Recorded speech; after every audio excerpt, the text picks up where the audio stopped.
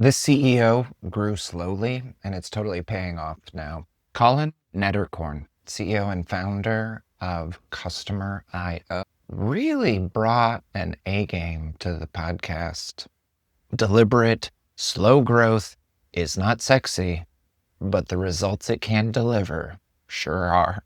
I knew this was going to be a great episode for the startups that I work with, as well as the graduate students that I'm teaching at U of O. Colin brings a great perspective, a dedicated focus to research and data, and shares how some patience, persistence, and some good advice from a coach can really pay off in the career trajectory of a CEO and in their business success. This is really a fantastic story about listening to your customers, becoming a vital part of the infrastructure that brings value to their businesses, and how protecting your idea until its time comes can really pay off in the long run. I think you'll really appreciate the mindful, data-driven approach that Colin brings to this episode. Thanks for listening. This conversation had me inspired all the way through. I hope you enjoy. Hello and welcome to the Tech Glow Up. I'm Nathan C., and today it's a very Portland episode of the Tech Glow Up. I'm talking with Colin Nederkoorn of Customer IO. Colin, thank you so much for joining me on the Tech Glow Up. Hi, Nathan. Oh my goodness. You've built a bit of a reputation as the person who hosts the most interesting marketing networking events in the Portland area. Wow. But for those who haven't had the chance to meet you at your fantastic event marketing, can you introduce yourself and the work that you do at Customer IO? Sure.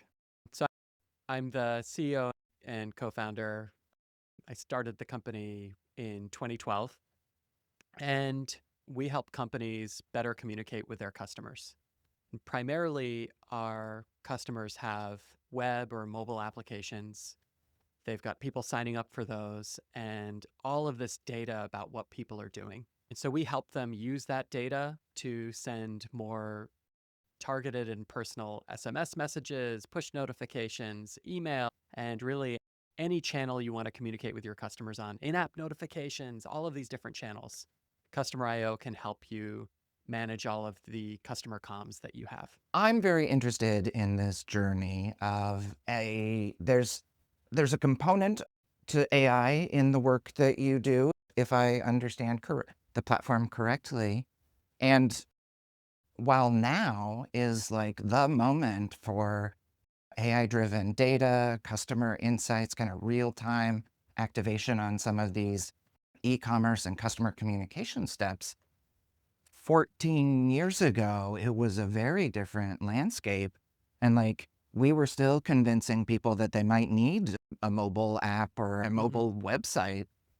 Can you talk a little bit about that journey from origin to now and some of the learnings you've had on the way? Yeah, I mean, at a high level, when we started, what we were building was a little bit early. People were still primarily thinking in lists and batch and blast, and Customer IO came along and said, actually, send us the behavioral data. Send us the things that people are doing inside of your product. And we think we can use that to give you this. And at the time, pre-AI, it was like, we can give you this canvas to set up your rules that behave very deterministically. So you can create a path. And if the data matches, people will go down this very specific path every time.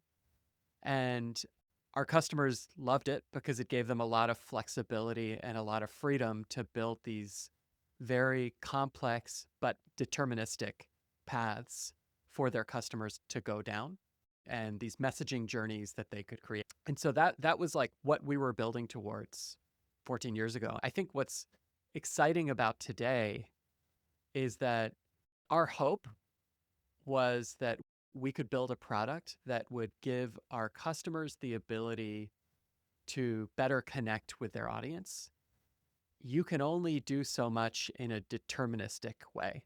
You can only add so much personalization when it's you're having to create conditional statements. I think AI essentially gives you like infinite segmentation and infinite personalization. And the better it gets, the better you're able to do those things. And so we're really excited about how AI is transforming what we can do for our customers. That idea of if you're building deterministic workflow flows for how your customers interact with your brand, your website, or your app. The challenge that you called out is right that you have to define what that customer or user is doing ahead of time and lay out the path of what's happening next for them. And often marketers or app developers, I've seen this from the inside a little bit, are so overwhelmed by the amount of data and the kinds of data that they have that finding the right model to understand it can be really hard. And then how to build a path that actually matches what your customer really is doing or what they're trying to do. I remember working for a mobile app where we thought like somebody pressing all of the buttons in the interface was a sign that they were a power user because they were trying all the features. And we did some user testing to validate it, and it turned out that they were confused as heck and they were pressing all of the buttons to figure out what to do. And that's my personal anecdote to your point. How do you balance that? I think a lot of startups feel this pain. A lot of innovative technologies feel this pain, where the idea can be so early, you can see it so clearly, where the value is, how it works, where it can go. But there's something, the market isn't ready, the technology isn't ready, there aren't enough websites and apps out there. So how do you set the tone for the vision, like where you're going in the vision, while also working in the trenches month after month in those early phases? How do you balance that short and long term? And I'm really thinking like from a leader's perspective, like not just how you see it, but like how do you share that with the team? How do you share a vision, like a complex vision like that Yeah, I mean, I with think a team? there's a couple of parts of that. One is idea validation. How do you know if the thing you're working on is gonna be a hit in the market? And I think for us, this customer IO as it exists today was not our original idea for what we would do. Originally, there was no messaging component. It was just, let's consume all of your data, send us all of the data about what's happening inside of your product, and we'll help you better understand your users. And when we started talking to prospective customers about that, they felt like that was a reasonably well solved problem for them. Maybe they didn't understand the nuanced approach we were taking, but when we told them about it, they said, not interesting. What I need help with is I need something to help me influence their behavior. And so that was like our first piece of validation that, hey, if we maybe sent a message, if we sent an email and nudged them to accomplish a task or connect their Facebook account or whatever people were trying to do, encourage their users to do at the time, if we nudged them that way, we could, and we were connected to their application, we could know if the user did that or not. There were a lot of products that could send an email that could know if you opened it, they could know if you clicked it, but they couldn't complete the loop. They couldn't infer that the loop was completed. You had to explicitly tell them the person converted or the person did what we hoped they would do.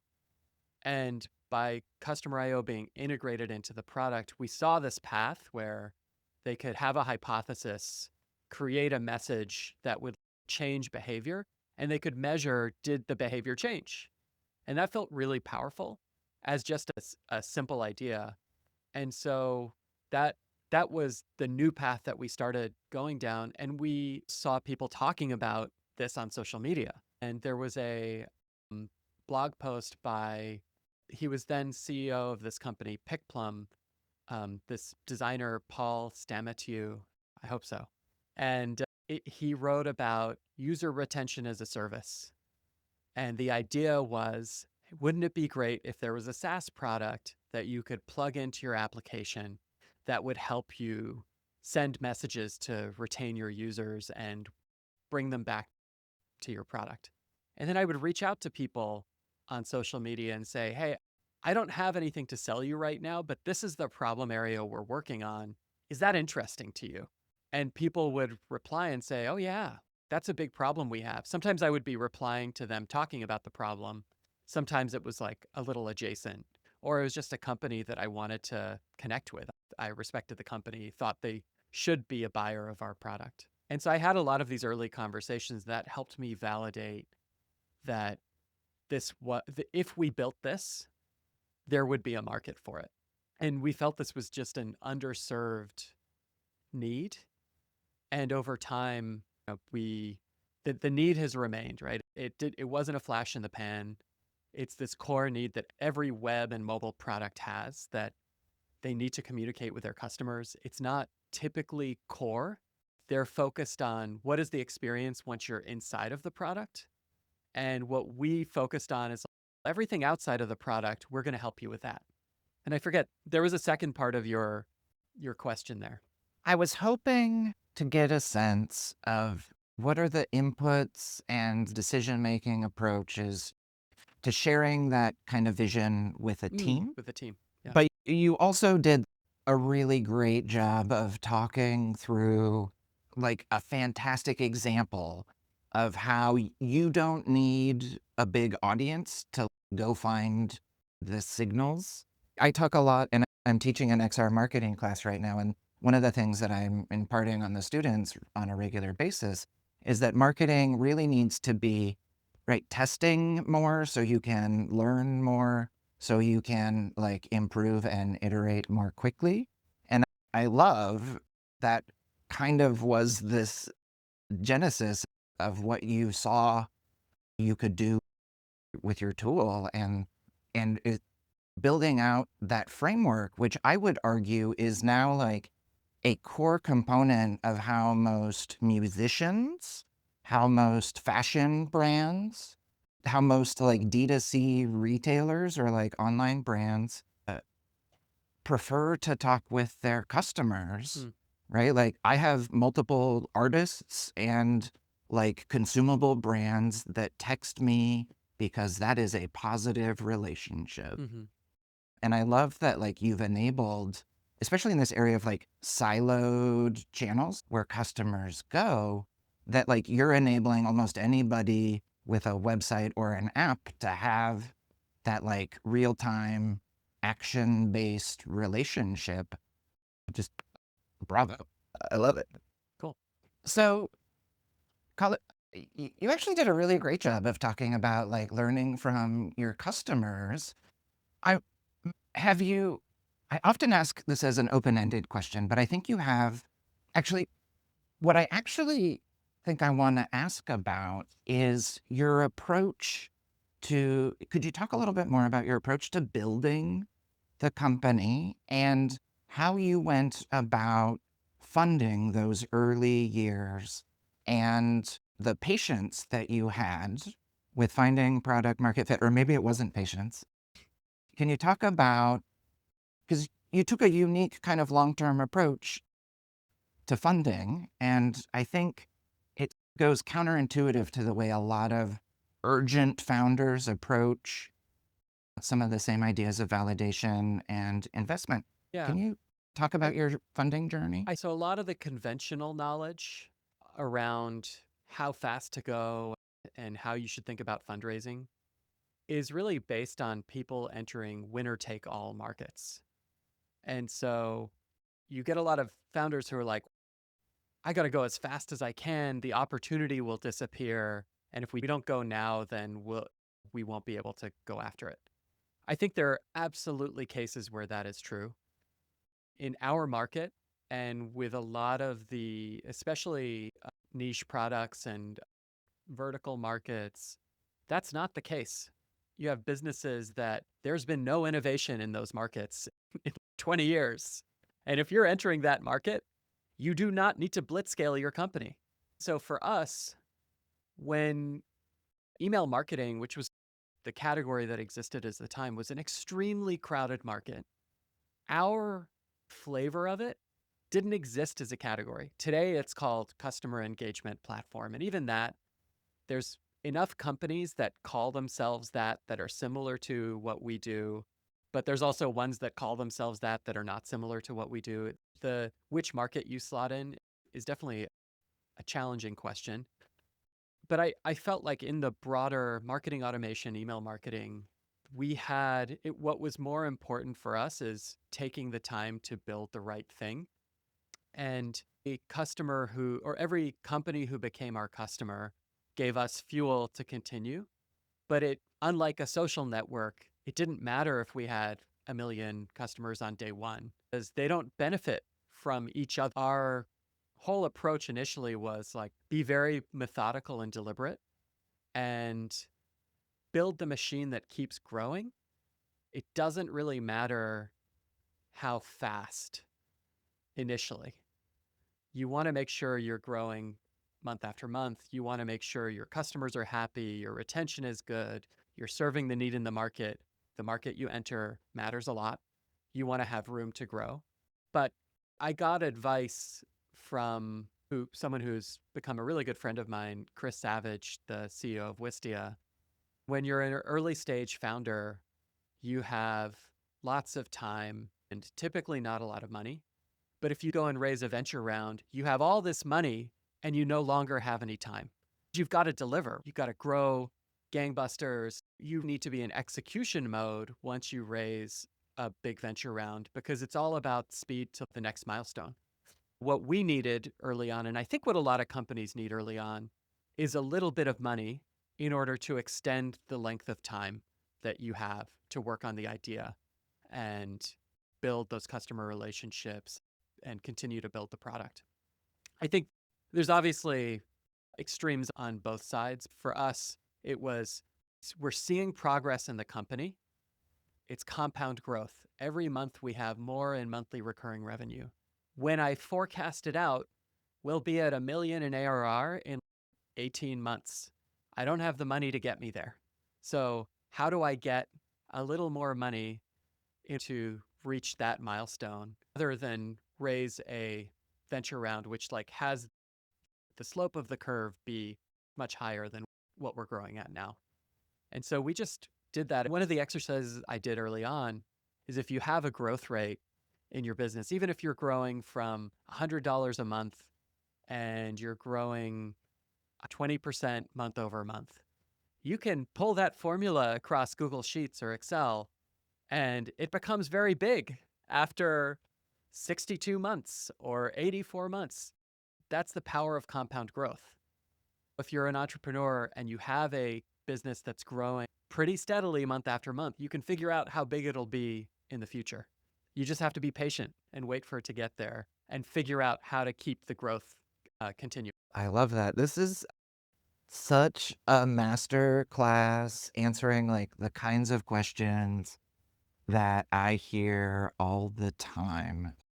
Thank you so much for that.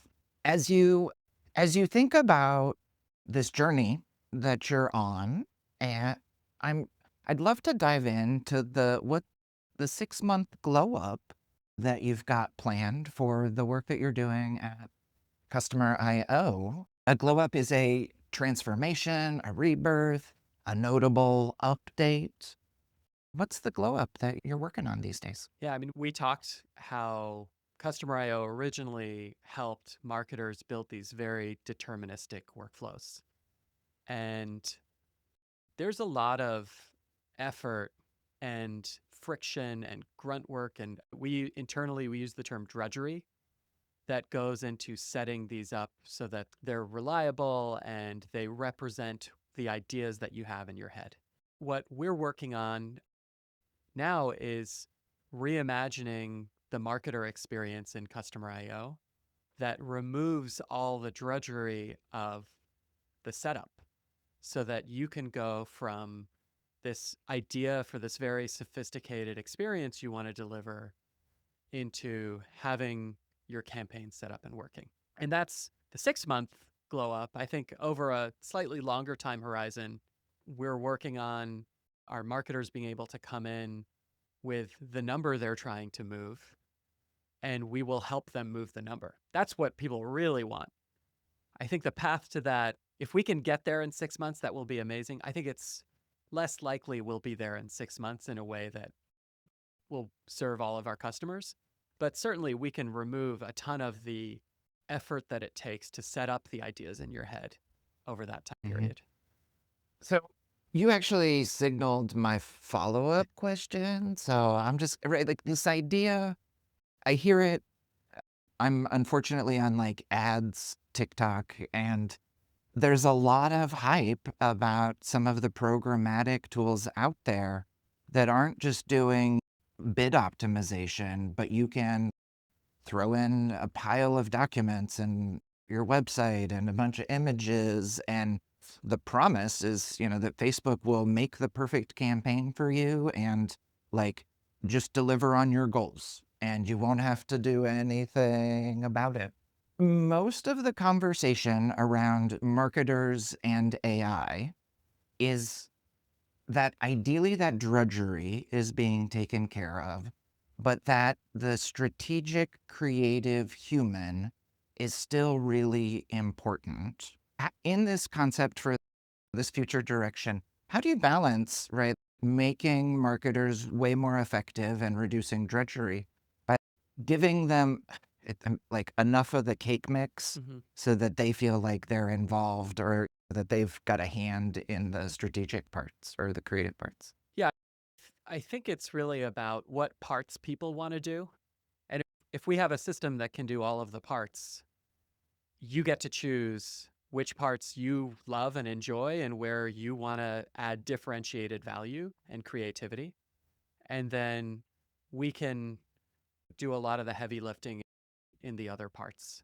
I think that's the goal. And nobody that I talk to really thinks that human creativity is a dead end. Even supported by LLMs and AI, it's about what we're focused on. And I think what is most exciting is about enhancing human creativity, unlocking it, not replacing it. I feel, yeah. And apologies, I made this like association to programmatic ads, Mm, and your platform is so much more than like an ads platform, right? Like we you're do very creating little with, opportunities to yeah, communicate. yeah. I'd say the way that we connect with ad platforms is our customers can send their segments and audiences to those ad platforms, but we don't show ads, place ads, Mhm. do any of the orchestration on the ad platform side. But Not you today. can learn from those signals. Colin, I have way too many questions for you. This is such a delight. Thank you. You've been quite successful in understanding the value of incremental growth and this compound growth. If there were one thing that you could wave a magic wand and remove something from the path that you're on today, what would you take out of the way for your team? What would you give your team superpowers to go out and tackle? I think it's this. So our platform is extremely powerful. That's a massive benefit coming into this age because an LLM can accomplish, it gives them the tools to do a lot. We're not at the point yet where the customer can come in and leverage an LLM to do all of the things in our product. And I would love to get our team to the point where that's all figured out and available. We're going as fast as we can, but I think it's like the most exciting and critical thing for our business is to unlock the value and power of what we've built over 14 years for AI and LLMs. Like there's a lot of skepticism in public markets and in private markets over traditional SaaS businesses and who's going to thrive in this new era. To thrive in this new era, you really have to be critical infrastructure for someone. You need to be a system of record or you have to have unique and differentiated data that LLMs can use that enhance their ability to perform a task. And we're all of those things for our customers. We just have to unlock the ability to do that. I'm optimistic that if we move fast enough and transform our business fast enough, we can be even more relevant in the new era than we were in the one we left. Oh my gosh, I love that so much. Being a source of like data and infrastructure, being in the tools where your customers already are and helping them understand the power of the data that they already have are like outstandingly robust values that you can bring to a customer. And if I were imagining what kind of team could learn about the behavior of their users and rapidly adapt their product with AI tools to make it so easy for them to get things done, a team like yours seems like they're really well suited. Thanks. We're Yeah. seeing really positive early progress. Yeah, it is so fast. Speaking of fast, there's a question that I love to ask Colin, and I would be remiss if I didn't take a second with it. In talking with hundreds of CEOs and go to market leaders in the last few years, it's become just so apparent that for embarking on a hard, tiresome, lonely journey in innovation, the role of a mentor or a coach or advisor who can just come in and help you understand where you are in the journey and be in the moment with the process just a little bit longer. Can you share at all how a mentor or an advisor has helped shape your trajectory at Customer? Yeah, I'm someone I use like a chip on my shoulder as fuel. And I have a fun story to share on this one. So we were trying to raise a round of funding, and I was talking to an investment firm, and I decided to pass on investing in Customer IO. And one of the things that he said to me was or that they thought I wasn't a good enough CEO. And I was one super surprised to get feedback like that from an investor. I was the reason they wouldn't invest. And he said, I think if we found a different CEO, then maybe that would make the company more investable or strengthen the position of the company. And he mentioned someone he knew, Dave Hirsch, who was the CEO of Jive, which was a Portland company. And I asked for an intro to Dave. And then Dave became my CEO coach for a while. And I was like, if this person sees something in Dave, I want to understand what that is. And I want to figure out how I can make myself better. And what do I need to do to level up so that I can continue to be the person leading this company? And so I worked with Dave as my CEO coach for a while. And I think like that was a tremendously helpful relationship for me. And I think we worked together for about a year. The advice or the feedback, it's very rare that an investor will be honest with what they think. And even though it was something I didn't want to hear, I really appreciated that they said it. I disagreed, of course, and busted my butt to prove them wrong. And now we're like over $100 million in ARR as a company. I'm like, yeah, take that. But like at the time, I just really valued, I wanted to learn and understand and figure out what I could be doing differently or that could lead to success for the company. And that's Mm. been the feedback that sort of helped me understand gaps or blind spots or given me reasons to dive deeper on something I've really valued from people. I was not expecting that direction from that question, but it's maybe one of my favorite answers. Bravo on the mic drop moment there. All right, we have made it to the speed round. You ready? I think so. First off, if there was one takeaway that our listeners should take from our chat today, what should it be? It's the power of compound growth. And if you can get momentum on something, whether it's building your business or learning a new thing, getting up every morning and doing it is what really gives you the outsized impact over the long run. Oh, you're learning momentum. I love it.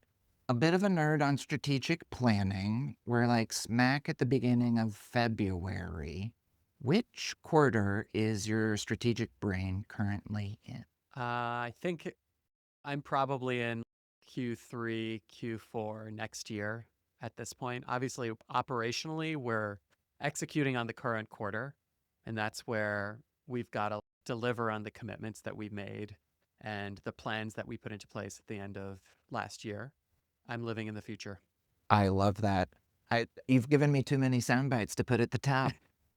Speaking of sound bites, do you have a spicy hot take to share on technology trends, AI culture, or beyond? I think that LLMs have made running a tech company really exciting again. And I think while it seems like there's all of these new AI companies that disrupt all of the incumbents, I think what we're going to see, and I'm betting on it myself, is a lot of the incumbents will figure it out. And you won't have the sort of massive displacement of Salesforce and Adobe and like all of these big existing companies aren't going to disappear in the next 10 years. People's opinions about Gemini AI have changed dramatically Mm-hmm. in the last 18 months. Yeah, Google went from dead to king of the world. Amazing. How can people follow up or learn more? So I'm on X or Twitter at Alpha Colin, and I'm on LinkedIn at Colin Nederkoorn. And they can reach out to Customer IO and yeah, check out the product, get in touch with us, attend an event. I might be at one in your city. I'm usually at the ones in Portland, but I try to get to some of the ones elsewhere in the world. Oh my goodness. Colin Nederkoorn, CEO and founder of Customer IO. It has been like a master class in strategic product-led innovation, learning from your customers about how you can support them, and like listening to the data or the feedback that you may not want to hear, but can accelerate the growth of both your personal and your company's trajectory. I feel like I want to share this conversation with all the early stage founders that I advise, as well as the marketing students that I'm teaching. So many great lessons and such a present and level headed approach to working in an industry that can be so confounding. It's been such a treat. Thanks Yeah, for joining me on the so Tech nice to Glow Up. talk with you, Nathan. Amazing. Can I ask you a favor? If you really enjoyed this episode, could you share it on your Instagram stories or maybe post the link with what you enjoyed on LinkedIn? This sort of sharing and engaging really helps small podcasters like me reach the audience that I know really cares about these kinds of conversations. If you've made it this far in the podcast, I really appreciate you. Thanks for listening. Please make sure to like and subscribe so that you never miss an episode of the Tech Glow Up. And hey, can I ask you a favor? If you really enjoyed this episode, could you share it on your Instagram stories or maybe post the link with what you enjoyed on LinkedIn?